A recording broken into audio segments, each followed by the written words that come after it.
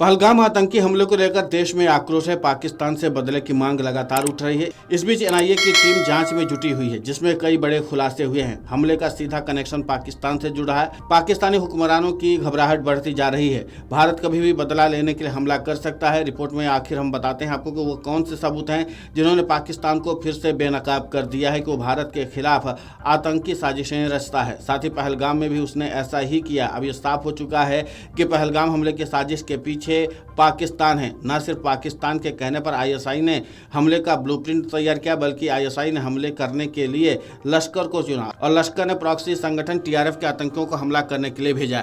NIA लगातार हमले की जांच करे। आज एनआईए चीफ भी पहलगाम पहुंच गए थे। करीब 3 घंटे तक रुके और ब्रीफिंग ली। इस दौरान कई चौंकाने वाले खुलासे हुए हैं।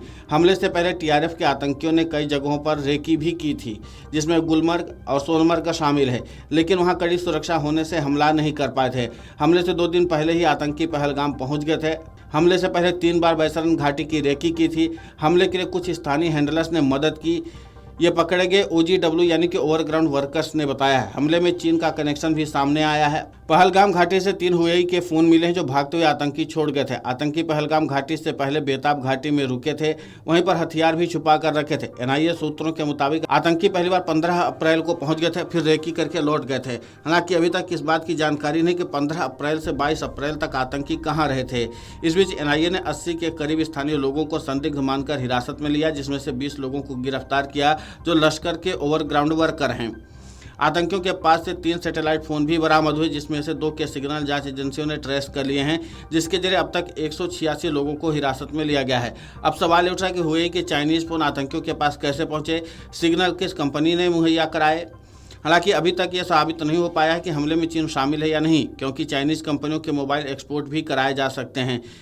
इतना जरूर है कि चीन पाकिस्तान को सैन्य सहयोग करता रहा है। कुछ दिन पहले भी खबर आई थी कि एलओसी पर बंकर बनाने में चीनी कंपनियों ने मदद की थी। इसके अलावा राडार सिस्टम लगाने में भी चीनी कंपनियों ने मदद की थी। इस बीच पाकिस्तान के मंसूबे और उसका आतंकी कनेक्शन भी सामने आ चुका है। एनआईए को कई ऐसे सबूत मिले हैं कि पाकिस्तान की पोल भारत यूएन में भी खोल सकता है, इसलिए पाकिस्तान की घबराहट बढ़ती जा रही है।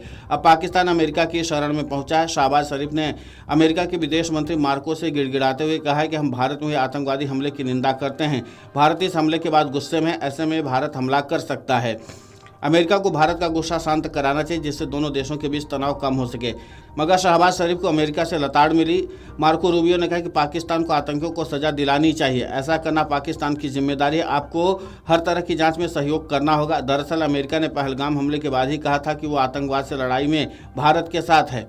इसके बाद अमेरिकी विदेश मंत्री ने भारतीय विदेश मंत्री एस जयशंकर से भी बात की थी। इस दौरान हमले के साजिशकर्ताओं को कड़ी सजा देने पर बात हुई है।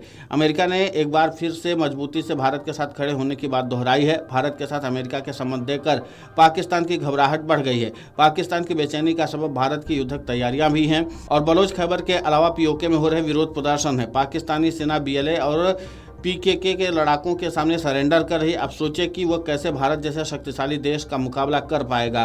पाकिस्तान घर में ही घिर चुका है। पाकिस्तान में अवाम शहबाज शरीफ सरकार के खिलाफ नारेबाजी कर रही, जबकि पीओके में विरोध चरम पर है। पाकिस्तान की घबराहट इसी से समझ ही जा सकती है कि आनंद फान में आधी रात को पाकिस्तान में नए राष्ट्रीय सुरक्षा सलाहकार की नियुक्ति की गई। पाकिस्तान ने आईएसआई चीफ लेफ्टिनेंट जनरल असीम मलिक को नया राष्ट्रीय सुरक्षा सलाहकार बनाया है, जबकि एनएसए का पद पिछले 3 साल से खाली पड़ा था। तो क्या ये समझा जाए कि आईएसआई चीफ को एनएसए के बाद अब पाकिस्तान की सुरक्षा के हवाले भी हैं? वहीं आईएसआई, जिसका सीधा कनेक्शन उस आतंकी संगठन से जो पहलगाम हमले के लिए जिम्मेदार है, उसके ऊपर भी अब दबाव बढ़ेगा। जाहिर सी बात है कि जिस तरीके से भारत लगातार एक्शन की तैयारी कर रहा है, तो पाकिस्तान की मुश्किलें भी बढ़ने वाली हैं। वीडियो डेस्क अमरउजाला.com। अगर आप ये वीडियो YouTube पर देख रहे हैं तो हमारे चैनल को सब्सक्राइब कर बेल आइकन दबाएं और Facebook पर देख रहे हैं तो हमारे पेज को लाइक करें। 8 मिलियन प्लस सब्सक्राइबर, आपके इस भरोसे के लिए बहुत धन्यवाद।